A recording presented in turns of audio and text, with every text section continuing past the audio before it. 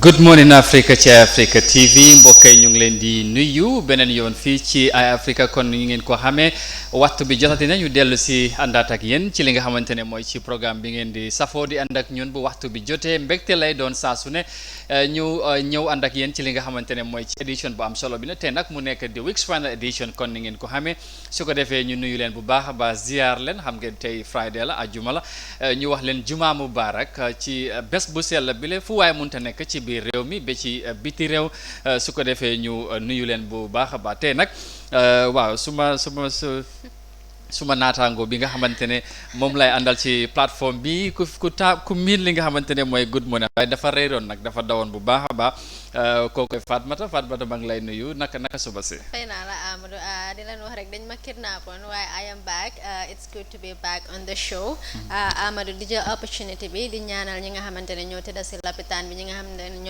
ñoom la caabi féetee gannaaw di leen ñaanal yàlla defal leen jaama in the soonest possible time. Welcome back to another edition of your favorite show, The Good Morning Africa. Well, thank you very much. Good to have you back.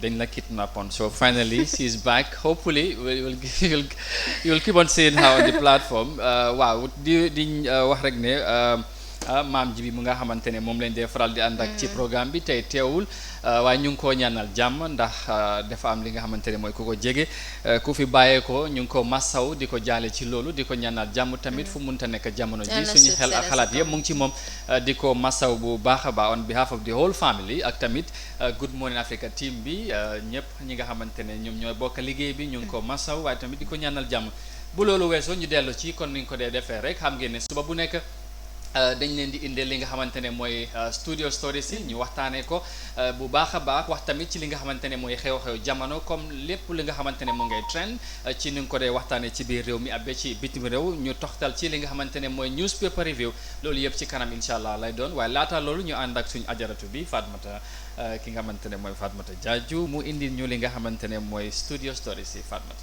Well, viewers, as usual, we begin with our studio stories straight from our studio in Banjul. Ex-Vice President Njai Sedi explains her role as acting president. The longest-serving vice president under the Jammeh administration, Dr. Aissatou Njai Sedi, defined her responsibility as acting president, during which members of the security force opened fire on students' demonstration, leading to the death of 14. She pointed out that she was not given any command in relation to the incident from Jammeh or power to command the military to take any action against the protesters. The former vice president said she never acted as commander-in-chief. President Jammeh does not give security affairs to civilians. When he travels, he never tells me that you are acting commander-in-chief, but what he would tell me is that you are the acting president, she said. Throughout her service, she was never given the responsibility to command the police. When it comes to the NIA, National Intelligence and Defense, it is always under the president, she noted. Dr. Njai Sedi was testifying before the Truth, Reconciliation and Reparation Commission on Thursday on matters relating to the incident of students shooting following a protest to demand justice in the killing of a student by fire service officers and a rape on another by police in uniform.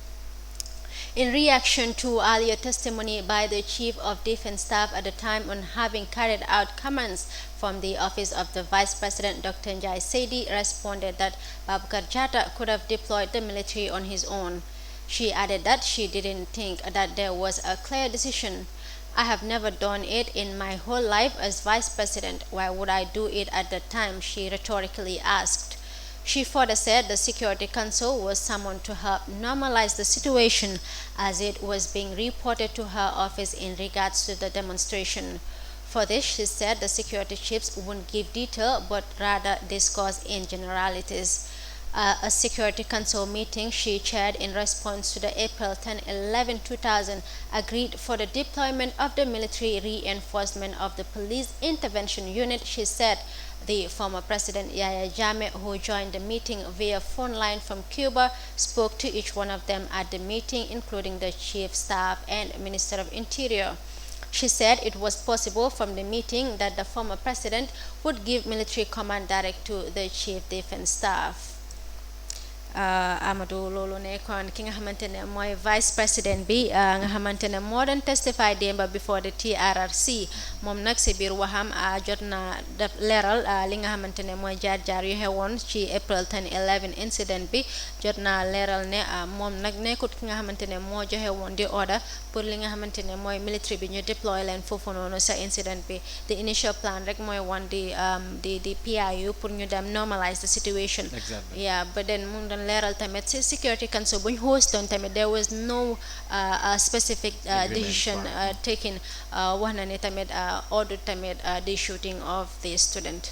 Wax nga dégg xam nga ne démba waxoon nañ ci tuuti gannaaw bi nga xamante ne moom vice président testify na wax na nag lu ci lu bari li nga xamante li aju ci li xew ci jamono bi nga xamante ne seen nguur mu ngi fi yoon ci loolu nag wax nga fi some specific area bi nga xamante ne report bi indi na ko ci affaire li nga xamante ne mooy student demonstration bi ak yooyu ci kàddam nee na moom daal affaire sécurité bu président Jammeh tukkee sax du ko dee hand over li nga xamante ne mooy yëfi sécurité loolu moom daf ko wax ne you are the acting président but du miin ne xëj na dafa nekk di commander in chief so loolu tamit wax na ko démba so obviously des na kon ni ma ko waxee nit ñi ne naka lañ koy déggee parce que tamit démba nekkoon na bés bi nga xamante ne Gambians yaa ngi ko doon xaar vice président bu ñëwee lan lay wax ci li nga xamante li aju ci student demonstration bi moom nee na joxul tamit benn order pour loolu mu am so li ci nekk rek mooy ku ne ak noo ko déggee ak jàngat boo ci am xanaa comme gis nañ moom at the end of the day ñaawlu na affaire yi waaye tamit jéggalu na jël responsibility ndax moom ci la bokkoon su fekkee ne sax joxut order waaye bokk na ci yëf yi si government bi she had to take responsibility ba pare joxe na ay recommendations yu am solo when it comes to the security sectors and the public reconciliation. Very well dem ba ci closing remarks yim joxe wax na ko ndax am solo bi nga xamante ne security am na ko ci réew xam na ko am na experience so you can dangay gis ne ci loolu la draw those kind of advices mu feel ne mun na ko recommend to the commission forward ko to the necessary authorities pour ñu mun cee def dara so that was very very good from her because moom am na experience bi xam na affaire security yàgg naa deal ak ñoom wax na loolu démba so ñu am yaakaar rek ne xëj na loolu tamit nañ ko déglu wala ñu seet lan la leen jox ñu yokk ko ci li nga xamante ne mooy ci fuñ toll ci liggéey boobu ndax ñu ngi waay security reform ak yooyu te loolu affaire security moom dafa am solo bu baax a baax. wax na dëgg Amadou xam naa ñu move on to next story. The State of the Nation address debate begins. The National Assembly member for Serekunda Halifa Sallah describes the absence of transitional mandate in the State of the Nation address as failure in the side of the president. Adama Barrow delivered the address before the National Assembly some 2 weeks ago, where he touched on all sectors' development but failed to mention anything about the coalition agreement of 3 years. The Assembly debate of the speech had been cancelled twice last week due to lawmakers' demand that either the President or Vice President must be present before them. The President has in different occasions vowed to serve a 5-year transitional period as dictated by the Constitution and not agreed that brought him to power in 2017. But Mr. Sallah believes that the State of the Nation address would have been the official way for the President to communicate his decision and that his silence about the issue is unforgivable. Let's take a look at this. This 3-year, 5-year controversy that is haunting this country.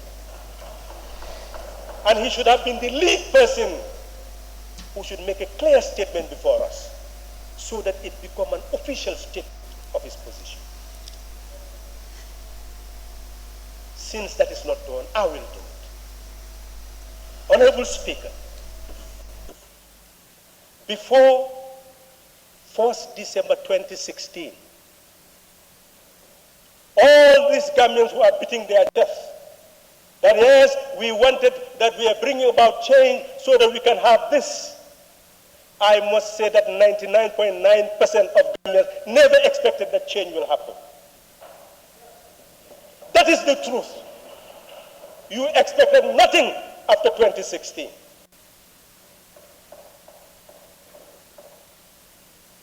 Because of fear, dilemma, confusion, and a nation heading into war. Some of the people who are in certain parties who are part of the ruling feel that, well, we were going in the right direction, but eventually this brought about the change. We were heading towards war. the APRC headquarters was burnt. And many more of that was coming. Who knows, we may have ended up with a Gaddafi situation. Who was stronger than Gaddafi? Who on earth was stronger than Gaddafi? So this change was not a change for this party or that party. It was a change to save the Gambia, so that we will not lose this country, because we were heading towards losing it. The Vice President, Dr. Aissatou Toure, responded during the debate that the President is going by the 5-year as guaranteed by the Constitution. She said the issue was discussed and agreed upon during the first cabinet meeting in 2017, in which coalition leaders were represented. Amadou, that was Halifa Sallah, on the State of the Nation address debate. Of course, the Vice President also gave her part of what the debate was actually about. Exactly, yeah. Lola, parce que you know, Halifa moom dafa nekk an integral part wala yàgg na ci taxaw ci li nga xamante ne wàllum coalition bi. yàgg na cee wax, yàgg na cee li nga xamante ne mooy wax moom taxawaayam ak lan la foog ne yëf yi noonu la war a nekkee. so da ngay gis ne démba gannaaw bi nga xamante ne mooy debate bi door na twice. muntoon possible comme na ko waxee ci report bi, because we have seen that ñu ngi doon demand the president or the vice pour mu appear and listen to their deliberations. ci loolu démba VP mu ngi fa woon. so Halifa li mu wax foog naa ne waaw at the end of the day it depends on nax nga ko gisee, waaye foog naa ne sax li nekkut kàddu yu bees yi nga xamante ne wax na ko fi ñu jógee ak lan moo taxoon ñoom ñu booloo bëggoon lu fi nekkoon ñu sansé ko indi leneen lu bees. loolu yàgg na koo wax. so waxaat na ko démba te moom def na sax opportunity la woon tamit coow bi nga xamante ne fi lañ nekk right now. 3-5 years jamono ji ku ne mu ngi cee wax. xamuloo lan mooy lan left right center whatever. opportunity la woon according to li mu wax président bi keroog. that address bi nga xamante ne mu ngi koo joxe adduna réew mi yëpp ñu ngi koo déglu adduna bi ñu ngi ko pour mu leeral ci loolu taxawaayam bi since lan the la National Assembly is a formal institution. absolutely mu leeral foofu noonu moom lan mooy taxawaayam ban décision la see jël konoon xëy na coow li comme Halifa nu mu ko waxee konoon bu jeexul sax dafay wàññee ko parce que boobu opportunité den député yi ñoom dañoo xam ne président bi moom nii la taxawee ñoom soo den de would have dinañ xam ne daal wax waxeet bi moom waa nekk na léegi waaw so léegi the ball is in court on president's court moom moo am pour decide démba sax wax nañ ko waaye at the end of the day foog naa tamit Halifa dafa feel na li opportunity la woon démba pour ci kanami vice président mu fàttali ko ne lan moo taxoon ñu booloo bëggoon génne lu fi nekkoon because mu ne ñu ngi doon dem ba lose réew mi te loolu moom moo tax ñun yëpp ñu boole seen doole bi indi leneen lu ees pour nag loolu suñ State House moom war nañoo lijjanti lu fa nekk ba tax ku dugga du bëgg a génn Jawara nekkoon na fi 30 years Yaya Jammeh nekk fi 22 years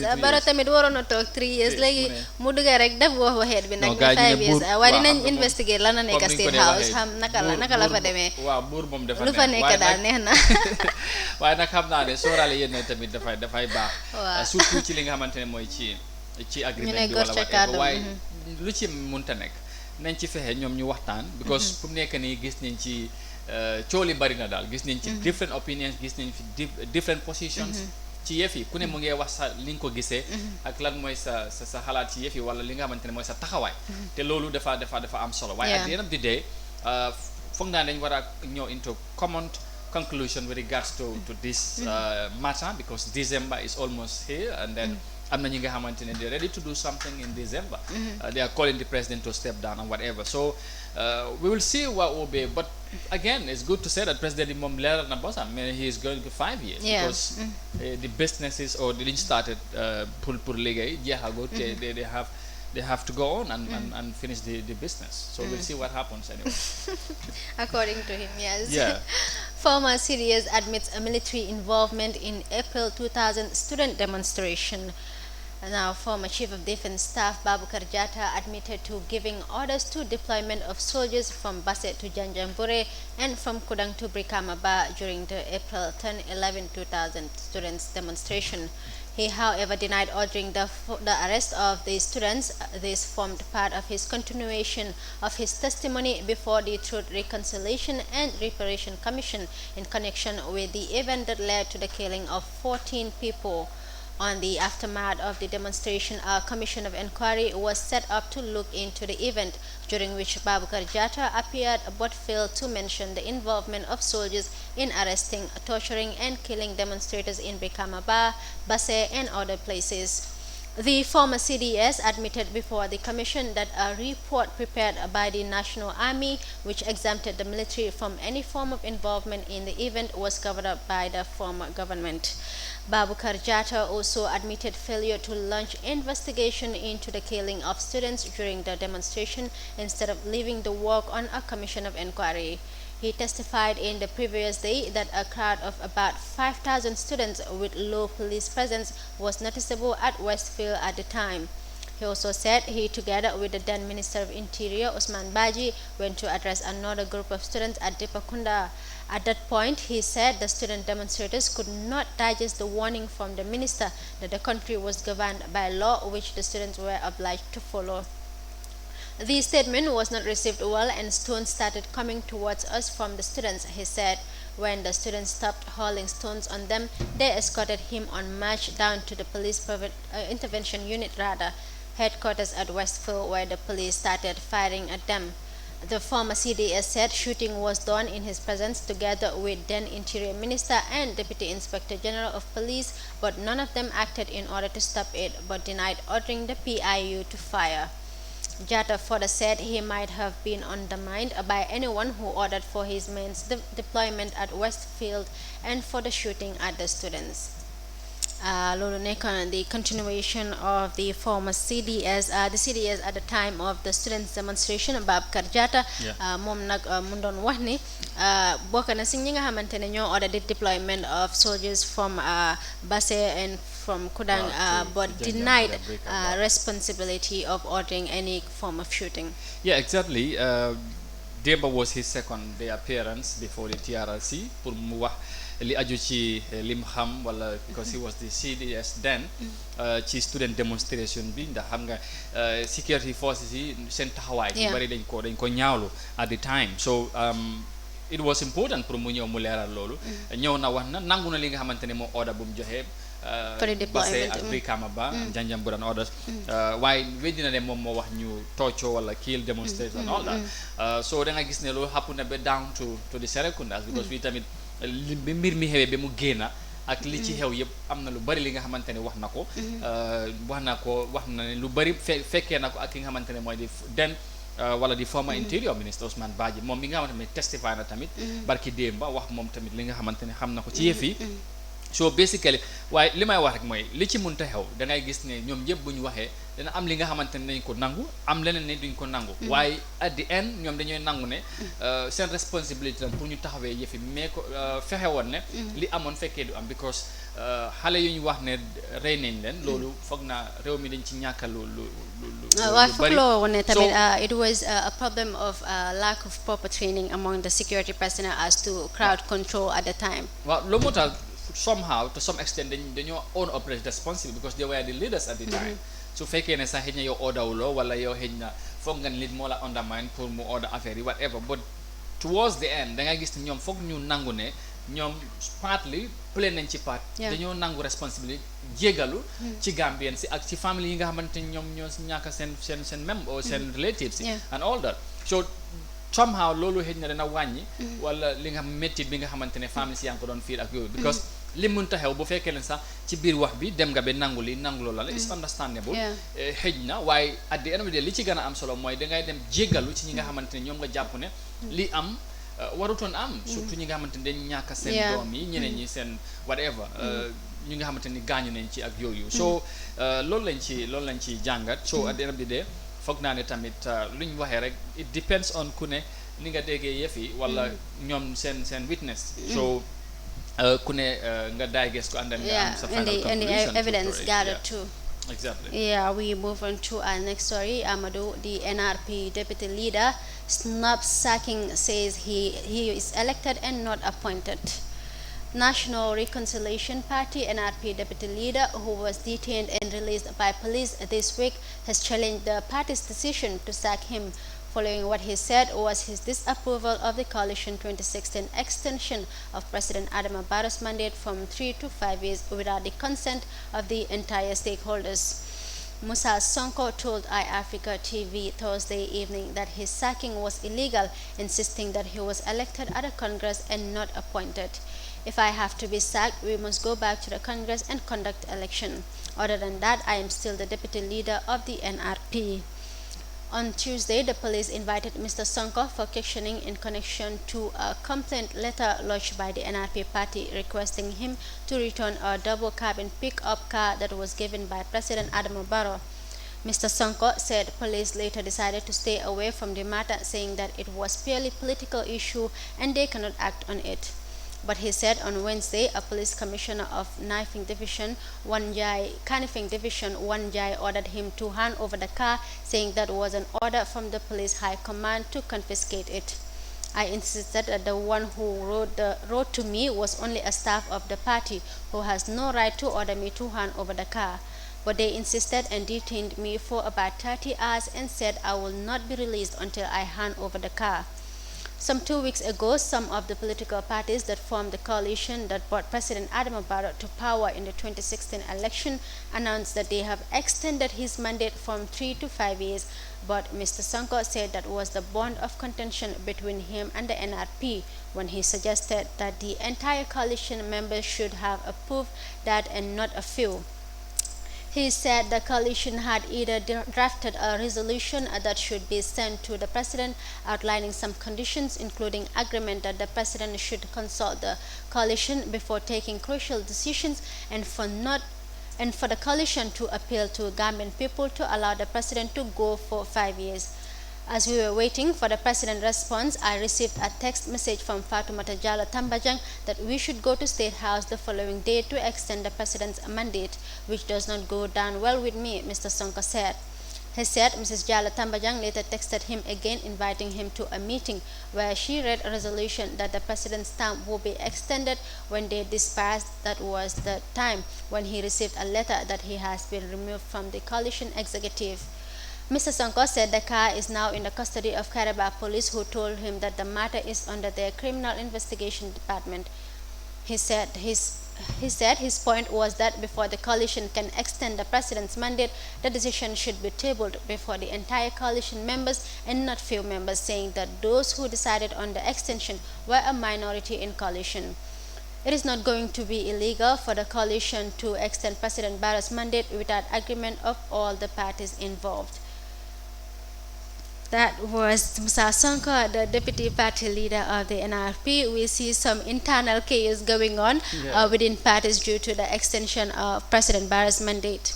Yeah, very well. We spoke to him yesterday, and he highlighted some of the reasons why probably he did not go to the State House and all that happened within the party that led to the party to demand for him to return the car. But loolu yëpp coming back to li ñu doon wax rek foog naa ne NRP coow li bari na ci parti bi.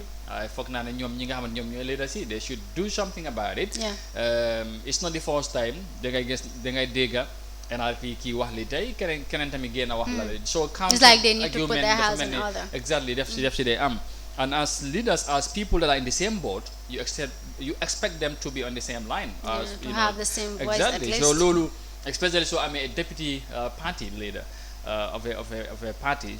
Ñu dem be di nangu moto mi nga xamantene not even the party ñom ñoko jox. Exactly. Moto bu nga xamantene ci coalition bi la ko jëlé, but they feel ne war na ko mëna dello. So mom tamé mu ne no.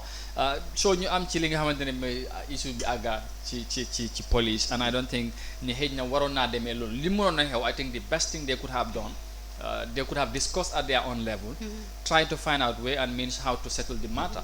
You conclude ko in house because this is an sort of a internal thing. Yeah. Wow. So why léegi export na ba ñëpp xam nañ lu xew fu mu nekk ni it's a police case, and interestingly he is not ready to resign. Yeah. Neither buñ ko daaxee he is not going because like he said he was not appointed by anybody. It was an election that was done and he was elected. So for that pour mu génn parti bi according to li mu wax mooy foog ñu defaat beneen congress and then if the militants or whoever decide he is no longer He's needed not fit for the position. then they would decide and then this is politics. Sometimes you can't tell what would happen even the next minute or so.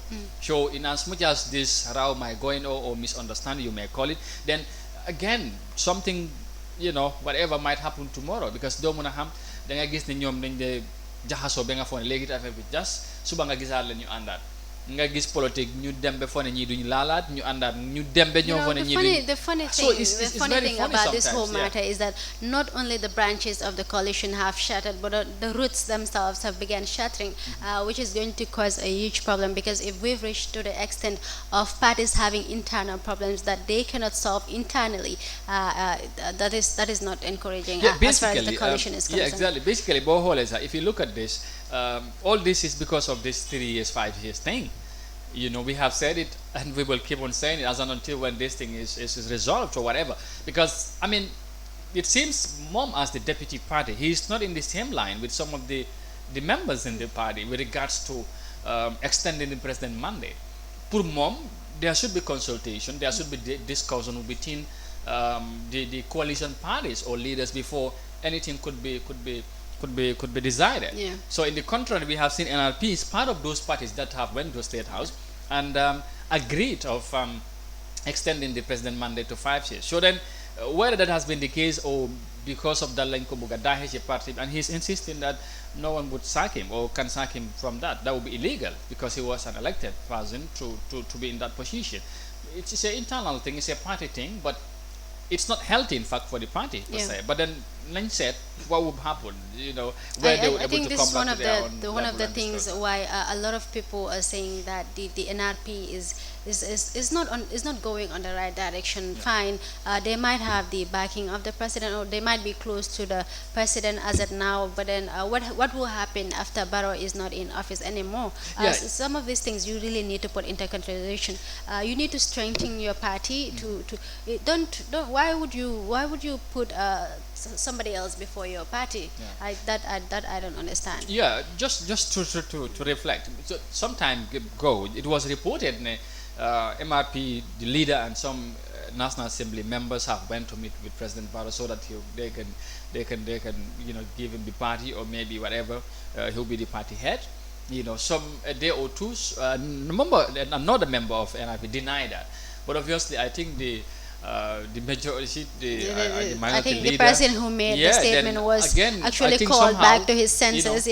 Confirmed that they met with President Barrow with regards to that. So it's difficult to know who to believe in this thing, but whatever. Like I always say, politics, Mom, anything could happen. Whatever it is, it's just why it is. It's politics, but then we hope for them the end justifies the means. Exactly. So we hope NRP, because there are people that ñu am yaakaar si ñoom. So we will feel ne ñoom they would come back and discuss and see how best they will resolve this matter as quickly as possible and move on. But then coow li daal bari na ci parti bi trop waaw te loolu moom foog naa ne politique wise baaxul ci parti. Amadou, that brings us to the end of our studio stories. Just one last thing: the United Democratic Party chapter in the United Kingdom goes to Congress this weekend with party leader lawyer Ousainou Darboe as chief guest of honor. The affairs of the party is currently being run by interim committee in the diaspora. Amadou would speak to one of them there later to get more details regarding the whole thing. Very well. We will definitely speak to one of the PRO, of course, later on the program with regards to this weekend's Congress of the United Democratic Party's chapter in the UK.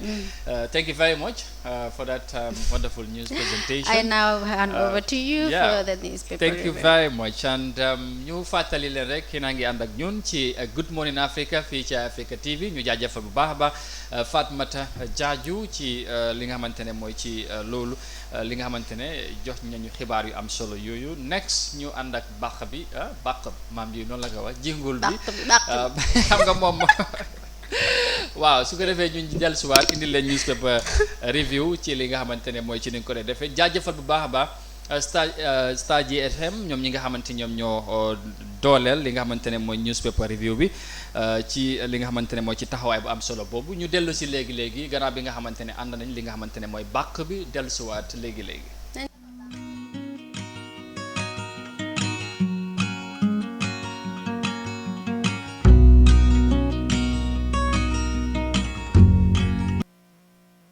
alright ñu dellu si ci li nga xamante ne mooy ci plateforme bi Good Morning Africa ñu ñëw ak yéen ci li nga xamante ne mooy ci newspaper review bi tey nag man maa ci jaar li nga xamante ne mooy ñu dem ak Voice newspaper Fatmata foog naa ne loolu la ñoo njëkkee tey ci Voice newspaper ñu am ci seen headline si suba si la Coalition 2016 has died long since, says Halifa Sallah. ñoom ñii di Voice loolu lañ indi tey ci suba si la leneen li nga xamante ne fesal nañ ko ci seen headline si seen xët yi njëkk ne nañ 2 men arrested with cocaine hide in jujus loolu bokk na seen xibaar leneen lañ indi GMC not consulted over Barrow's 5 years extension mandate ex-VP denies giving an order for military deployment to quell April 10-11 2000 students protest. NRP deputy party leader arrested and detained over coalition 2016 vehicle loolu la Voice newspaper xëy ci suba si la ñu seet benn ñaar ci story yooyu coalition 2016 has died long since, says Halifa Sallah. Now Halifa Sallah, National Assembly member for Serekunda, has pointed that coalition 2016 has died long since, and now it is left to the distraction of the President Adama Barrow to honor the 3 years agreement that brought him to power or go by the Constitution of the Republic of the Gambia, which is the supreme law of the land. The Secretary General of the People's Democratic Organization for Independence and Socialism made the statement Thursday, urging Gambians not to blabber much on the issue whether President Barrow should serve for 3 or 5 years. Yeah. The issue of 3 or 5 years continues. Fatmata dégg nga Halifa moom li mu wax nee na daal li nga xamante ne mooy coalition 2016 yàgg naa dee na depuis boobu ba léegi. waaw léegi nag ndax 3 la wala 5 la President Barrow moom moo war a decide. either mu honor the 3 years or 5 years. moom mooy ndeyim bi la gi te moom wax na si lum si xam. moom daal nee na comme na xari naka la waxee si soose sa adiyaata mi amandiya mi waaw mi taala 5 years moom kay leeral na affaire yi waaw waaye xam nga dafa am li nga xamante ne there are some people ba léegi yu jàpp ne coalition bi still existing because donte ne sax they are not in the same boat right now, but because ñoom they are yet to come before Gambians wax ne coalition amatul. So Gambians si dañoo am na ñi nga xam ne dañu feel ne yes still coalition mu ngi am. Obviously they wouldn't do that. They wouldn't come to the public. I think that is the last thing I would expect from the people on top, to come out and say the coalition is no more in existence, because whenever you talk to them they're like the coalition. The last interview I watched of Fatmata Jallow Tambajang, she insisted that a coalition was still in place. So there you go. We move on to the next stories. 2 men arrested with cocaine hide in Jujus.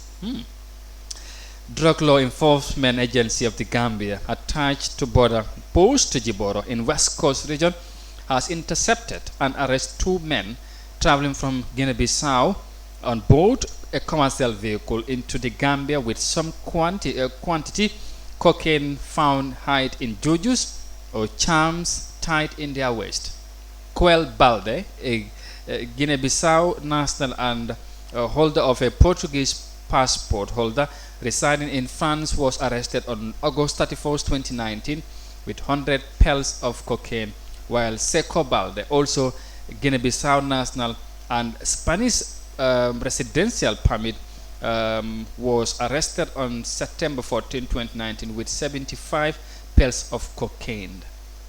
When contacted, the public relations officer of the Drug Law Enforcement Agency, Mr. Usman Seidiba, confirmed the arrest and detention of the 2 Bissau national to a local online newspaper, revealing that the men are currently under detention for further investigation. ñi Well, moom ñi gaar ground nañ de wala dañ ay. dañ ay waaye ñi leen jàppaleen gën a ay. I'm actually very proud of the security forces that were present at the time of the arrest. If that Yeah. was actually the case, That must have been- that must have been a very smart move to be able to notice cocaine that was actually hid in charms. Hey, when I saw this, I was just imagining. Sa mbokk lañ de. bu gaay gis na te gis na bu gaay waxee juju Non, loolu smell ma bi jaaxal, si ma ne, waaw, Paul lii la dem moom- straight bu gaay waxee juju bi la dama la bëggoon a wax ne ñii soo utut ay pollen and the sun is turned out to prove me right. Wow. But anyway, it's just why it is. But I think. ñi ngeen mel yéen. Oh No, my god fullest. yow doo dalal dalal de waaw lii moom is just unfortunate nii la demee rek waaye comme ni nga ko waxee I think it was a wise move from the security personnel ñu fexe ba realize wala notice loolu ne ñoom ñu ngi am those kind of stops in their jujus or whatsoever. So this is the thing loolu lañ dee wax these people no matter what, when the authorities are thinking how to eliminate or how to control these stuffs, there is always ways the ñoom ni ñoo come up with pour try to make sure that they move on with this unlawful drugs or whatever. We move on to the next newspaper of Fourier. Today, Friday, everyone was a victim directly or indirectly under our government. VP Njai Sedi, Fourier reported this morning. Ci seen headlines yi leneen luñ fësal Halifa Salah's reaction to the president's address. Loolu tam indi nañ ko. Former CDS Baboucarr Jatta warned soldiers. Lawmakers react to president's speech. Now, GMC party distanced itself from coalition's decision to extend Barrow's mandate. Leneen ba léegi ci Foreign newspaper, NRP deputy leader under police custody, and the debate at the National Assembly goes on their editorial today. Su ko defee loolu la Foreign newspaper xëyee tey ci suba sile ñu jël benn ñaar ci seen story yooyu ñu dooree ko lawmakers react to president's speech. Now, the lawmakers of the Republic of the Gambia have yesterday reacted to President Barrow's last address to the National Assembly. While some hailed him for a vivid and spectacular speech, others have also expressed that the speech left some burning issues that the populace anticipated to be dealt with in the address, but such were not adequately dealt with. The lawmakers raised issues in the presence of Vice President Dr. Aissatou Touré. The National Assembly member for Banjul South, Fatoumata Njie, appealed to the president to be delivering his speech at the beginning of the year because they expected him to bring policies that will address the problems of this nation. And so just to stop there, li nga xamante ne mooy député yi démba waaw react nañ ci li nga xamante ne mooy ci speech bi nga xamante ne président Barrow joxe woon nañ ko some 2 weeks back, the State of the Nation address. Den da nga gis ne ci loolu ñu gis ne li nga xamante ne twice ñu suspend sitting si because président bi ñëwul vice bi ñëw te ñoom they feel ne they cannot start deliberations on that whilst the vice president is not there. So ku ne wax na nag li nga xamante ne mooy gisam am na ñi nga xamante ne président bi si speech bi waaye ñeneen ñi they feel ne the président bàyyi na yenn issues yi nga xamante ne they are very important te waroon na ko mun a wax Gambien si pour xam ko te foog naa ne bokk na ci Halifa wax na ko 3 years 5 years bi and other issues right. Also so démb finally it has happened after 2 suspension. All right, Amadou. We seem to have somebody say who's Saidi from UK to talk to us about the Congress that was held, the UDP Congress that was held in UK. Good morning, sir. How are you? It's a pleasure to have you join us on the show. Good morning, madam. My name is Sehu Saidili. I am the Public Relations Officer of the UDP UK chapter. Thanks for having me on our Africa Morning Show. Thank you. Thank you. Could you please give us an overview of what actually transpired during your Congress? How did it go? Well, it's not transpired. It will happen tomorrow. It hasn't happened yet. Yeah, the So preparation, I meant, sorry. yeah, yeah. Okay, no, that's fine. Well, everything is set for tomorrow. The Secretary General and the party leader of United Democratic Party, Lawyer Usainu Mukanda Dabo, who is the Chief Justice of Honor, is already in Manchester. He landed here on Wednesday, on the 2nd of October, Okay. together with Ibrahim Adiba and Dr. Amadou Katajani. And we are also pleased to inform that the Lord Mayor of KMC, Khalid Bensouda, will be here tomorrow attending our Congress, the UDP UK Chapter Congress, which will take place in Manchester at Britannia Sasson Hotel. So everything is set for tomorrow. This will be widely covered by most of the media houses, and I also extended invitation to iAfrica. I hope you will cover it for us as well. Thank you. Yes, what can you please brief us on what are some of the things that will be addressed during the Congress? Well, we will unveil the new executive of UDP UK chapter that will be unveiled. This is the administrative body. We have obviously UDP it has a wide following in the United Kingdom and in the diaspora. So we have various branches across the United Kingdom in Wales, Cardiff. You come to Birmingham, London, Crawley, Bristol, Nottingham, all over. So we'll unveil the new executive. That's part of the Congress, and we will have various speakers who will address us during this Congress. But the most important part of it is the fundraising, because the purpose of this event is for us to respond to the United Democratic Party. We are preparing for the 2021 elections, and you know you're going to win elections without money. So at night, in the afternoon, we will have the Congress where the executive members will be unveiled, and then we will have various speakers there. Our chairman will deliver the speech, and we also have somebody who is even not part of the United Kingdom, in person of James Bahum, will also be given an opportunity to address the Congress. We will then in the afternoon we'll have lunch, break, and dinner, and then we'll come back for the fundraising. Usainu Dabo will be the last speaker around midnight to address the gathering. But we will be doing pledges where funds will be asked from our members, so that we want to raise substantial amount of money for the United Democratic Party. So this is two events in one. We are doing a Congress and also a fundraising. That's the most important part of the event tomorrow. All right. Well, excellent. Now, having the party leader with you in this occasion, can we say, would this make it a special one for per se, having the party leader Usainu Dabo in your midst? This is special for United Kingdom, but if you've been following the events, the party leader started this tour in Germany. Then he went to Spain, then he went to Italy. On the 28th of September, he was in Finland, so he's doing a European tour. This is our turn, United Kingdom. The last point of call is at the UK. So today will be the Congress. After UK, obviously, he will go to France as well. But so this is like a European tour for Honorable Dabo to try to meet his party supporters, having the first opportunity for some of them to see him. And you can see the tumultuous welcome that he got. He is widely loved. The party is widely supported. I can say that United Kingdom, some may think that I'm bragging, but UDP is it's a force to reckon with, not only in Gambia but in diaspora, because we are the only ones right now organizing Congress. It looks like there's only one political party in Gambia and in the diaspora. No, I haven't seen any other party organizing Congress in the diaspora apart from UDP. Oh, all right, like you said, your of course party leader Usainu Dabo has been going in Europe, in different countries, and now he's coming to UK. What are you looking forward to in his address? Because per se, as you may know, there has been a lot of talks with regards to the recent passport scandal in the Gambia. Would you expect him to say anything sort of that during his address, or and other issues also relating to what is happening in the Gambia? Oh, certainly not. Certainly not. I would not be expecting anything of that in his speech. What I'm expecting for him to lay down United Democratic Party's policy on governance when UDP is elected into power, what UDP will do for Gambia in terms of our policies in our manifesto, agriculture, health, education, the overall economy, the judiciary. We want the UDP government where justice will be at the apex of governance, and where rule of law will take place. Obviously, if you are up to date with news, you will realize that last Sunday, Honorable Dabo did address the issue of the diplomatic passport on For the People, by the People show, where a full person by Bankamani and Musa Jeng. He was there for almost an hour plus, and he adequately addressed this. This was covered in the media houses.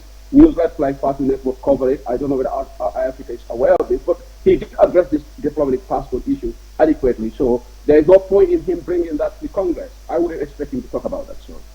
All right, that's very very interesting. Now, again, of course, UDP as a party, like we say, it's highly followed in the United Kingdom and other countries in Europe. Now, if I may ask also, now what has been the reaction of some of the party members right now in UK? Your party leader is coming, and to say what will be your next line of activities right after this Congress, and of course the fundraising also, because you said you are preparing for the 2021 presidential elections. Thank you for asking that question. Obviously, the love is there. Honorable Dabo is widely loved by UDP supporters in diaspora. He doesn't need to entice anybody with money. If you look at his following, people have traveled from different parts of Europe just purposely to go and meet him. And tomorrow in Manchester, we'll witness another massive crowd. We are expecting more than at least the hall that we took, the hotel, give us accommodation up to 500 people, but we are expecting more. So the party leader obviously is here, but when this event is over, we want to focus on more substantive issues. That is to start the preparation for the election. We're getting the money, but we want to also focus on registration. And key, we want diaspora to vote, because we have been promised when the Constitutional Review Commission came to the diaspora, they told us that they will put in the new constitution for people in diaspora to vote. We have been disenfranchised for 22 years when Yahya Jammeh was there. We are Gambians as well. We should have exactly the same right as those of you on the ground. But for 22 years, we don't have to say. When countries like Guinea-Bissau, as poor as they are, their citizens abroad could vote in the election. And Gambians, we have nothing. So this is something that we are actually advocating. So we are asking our members in the United Kingdom, UDP supporters, for them to... Sorry, so I can hear feedback anyway. Somebody's listening. But anyway, I can ask we want the UDP supporters for them to have voters card, for them to have ID cards. They want, because at the end of the election day, you can be a supporter, but if you don't have the vote card, then your support will not be meaningful to us as a party. So we will do massive sensitization of UDP supporters in Europe and America for them to have the voters card. Even in the worst case scenario, we are not expecting that. We want the National Assembly to make sure that we do vote. We want IC Chairman Alhaji Mabanjai to promise us that we will vote in the 2021 election. But in the worst case scenario, in the event that doesn't happen, some of us are ready to travel home. So make sure that we participate. We want to vote massively for UDP so that we have a UDP government, because we think the only party that can augment the living standard of Gambian people and bring better governance and make Gambian lives better and also advocate for rule of law. Because our party leader, he has been in governance. You can see the formats of Lawyer Dabo. He doesn't believe in wasteful spending. He doesn't believe in corruption. He has been advocating against corruption. All right. Sehu, before you go, just a quick one. Do you think UDP has the potential to win the elections even without a coalition? Sure, we do have the potential, because what you have to understand, United Democratic Party has a support base. When Yahya Jammeh was there, the elections were rigged. We can adequately, because you have to look at another dimension. I am telling you that the diaspora will vote, which is going to change the dynamics of the election. In the past election, how many Gambians are in the diaspora? People are saying it could be over 300 or 400,000 people in the diaspora. So this is going to have a big impact on the election result. Don't mind the 1996 elections or 2016 election. This election result is not going to be the same as 2016. 2016, some of us didn't vote. So that percentage will give us the advantage. Yes, I'm convinced that with the determination, desire, and discipline that we have, we will definitely win an outright election. In the worst case scenario, 51%, we are targeting 53, 55% in the first round. All right, thank you very much, Sehu. It was a pleasure to have you join us on our show. Viewers, that was Sehu Sabally, the Public Relations Officer of the Interim Executive of the UDP chapter in the UK. The United Democratic Party chapter in the United Kingdom goes to Congress this weekend with party leader Lawyer Ousainou Darboe as chief guest of honor. The affairs of the party is currently being run by interim committee in the diaspora. The Saturday's Congress is expected to feature institution of permanent leaders, after which a fundraising will be held to support the new dispensation. Well, excellent. Of course, that's the UDP PRO there talking to us, and we'll see what will happen in this weekend's Congress in the UK. They are looking forward to it, and that will be. Now we come back to the newspaper review. Of course, continue with Foray. GMC party distanced itself from coalition's decision to extend Barrow's mandate.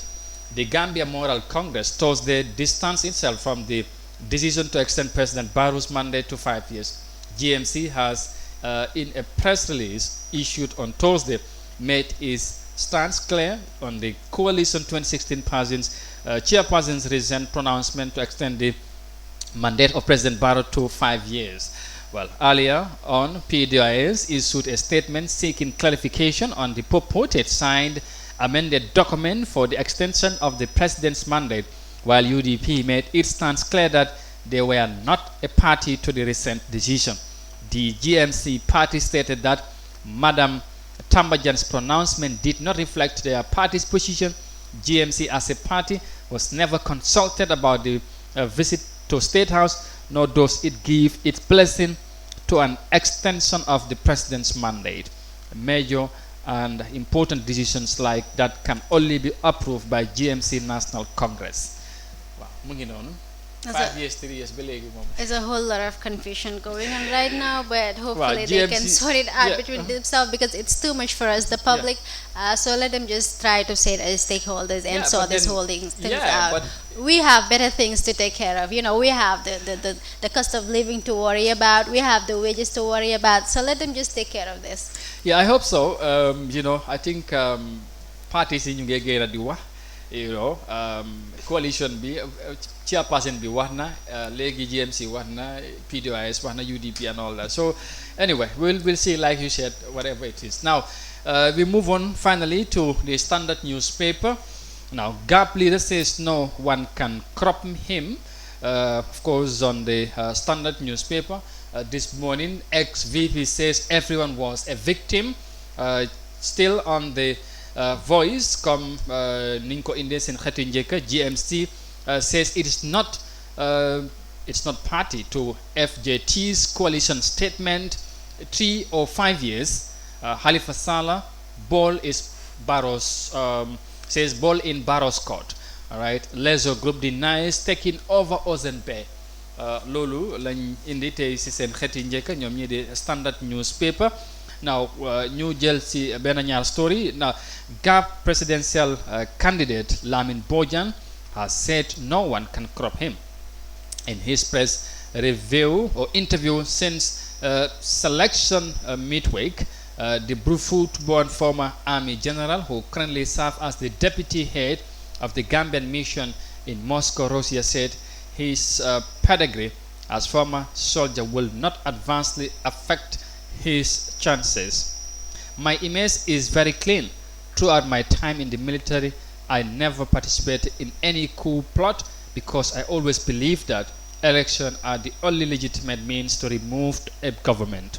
Although GAF has nurtured some elements who were dancing to the tunes of an individual, the greater number of the army were loyal to the country and have served to the best of their ability, he positioned. Now, xam nga ne GAP leader recently ñoom tànn nañ ki nga xamante ne mooy général Bojang moom mu nekk wala former la mën a wax sax mu nekk li nga xamante ne mooy seen flag bi yaram ci loolu nag leeral na taxawaayam nee na moom donte ne sax nekkoon na ci army bi waaye loolu du tax moom wala amul dara lim koo yàqal ci place buñ ko jox à ce flag bi yaram tamit wax na tamit leneen li nga xamante ne mooy ci loolu nee na moom kenn du ko mën a crop you know ci li nga xamante ne mooy ci yëf yi so I don't know what's your take on that. Waaw Amadou ñun yàgg nañ fee dégg yàgg na noo gis tamit waaye xam nga cooli nan xaar rek ba bés ba jot man daal jëf ja rek. Waaw. Foofu laa yem. Seeing is believing. Jëf ja waaw. Finally, Lezo Group denies taking over Ozen Bay. Male Sallah of the Jaliba Leisure Group has rejected us on the founded reports that his group has been contracted to manage Bakau's Ozen Bay Hotel. Speaking to the Standard last evening, Mr. Sallah, who also doubled as IEC number 2, said the report was news to him and that he was without an iota of truth, or it was without an iota of truth. So moom weddi na daal li nga xamante ne mooy lu ñoo wax ne moom groupe bu mu bokk ne ñoom ñoo dal di jël jamono ji pour ñu manage Ozen Bay Hotel foofu ci Bakau nee na moom loolu news la si moom dara du ci dégga ci according to nu mu ko waxee soo weddina reports yooyu. Oh, well, it's good that information, mom. There's always rumors going around, but I think the people mainly involved should always make sure that they come out and clear things out because Ozan Bay, mom, it's something no hamne public be it's of great interest to the public. So it's good that they came out to clarify themselves. Yeah, surtout moom place bu mu nekk xam nga moom moo nekk IEC seen number 2 person ci yëf yi so dafay am solo mu génn leeral loolu donte ne sax amul dara lu moo def ak IEC but moom ci groupe bu mu bokk sax foofu lay waxee so am na ñi nga xamante ñu ngi go about di joxe that news ne moom ñoom nekk di manage li nga xamante ne mooy Ozone bi so I think of course that will be it for today for the week of course as well finally today we have managed to bring our Ajaratu back on the platform. It was good to have her on the show this morning. Fatmata, finally, your goodbyes, till Monday, inshallah. I hope you'll be here again. All right, Amari, thank you so much. It's always a pleasure to share the platform with you and also to be back, to talk to my viewers. It's a wonderful pleasure to be back here to give you the information that we always give you, always clarified, reliable information, of course, straight from our studio in Banjul. iAfrica, we are the eyes of Africa. You can always rely on us for the best of information. Thank you. Thank you so very much su ko defee rek mbokk yi fii la ñoo yemande ak yéen jaajëfalaat leen rek beneen yoon bu baax a baax ci ànd bi ngeen di ànd ak ñun saa su ne dooreek Monday ba léegi ñun ak yéen suba bu ne ñëw ànd ak yéen ci Good Morning Africa fii ci Africa TV mbégte lay doon saa su ne ñu jàkkaarloo ak yéen ci plateforme bi su ko defee fii la ñoo yemandi kon ni ma ko waxee ci week bi incha allah ñu dellu ci next week Monday ci beneen new edition ci beneen week ci leneen ñu wax ci loolu incha allah fii ak boobu ñu ñaanal leen jàmm wish leen a very very happy and enjoyable weekend. See you next week, inshallah. Bye bye.